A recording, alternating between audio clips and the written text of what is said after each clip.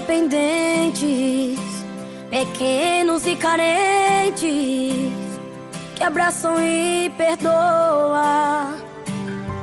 É bom lembrar que somos imperfeitos, não temos o direito de julgar o nosso irmão. É bom lembrar que temos de ser um com o outro, ajudar a tirar do poço se de repente alguém cair.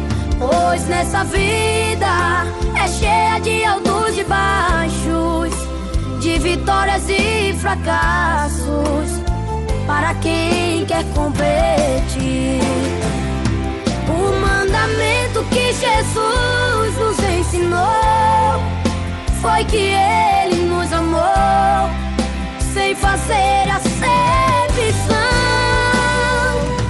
E esse amor preenche o céu, a terra e o mar. Tem poder pra perdoar qualquer que seja a transgressão.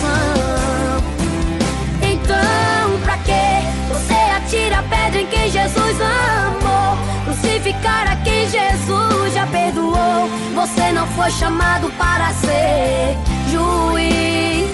Errar amando, mas Deus é quem conserta a carta do perdão.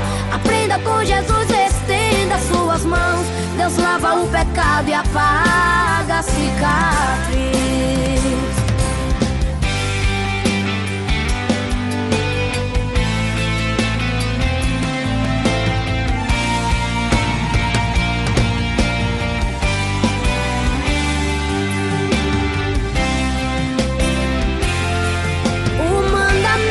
Que Jesus nos ensinou foi que Ele nos amou sem fazer acepção. Que esse amor preenche o céu, a terra e o mar.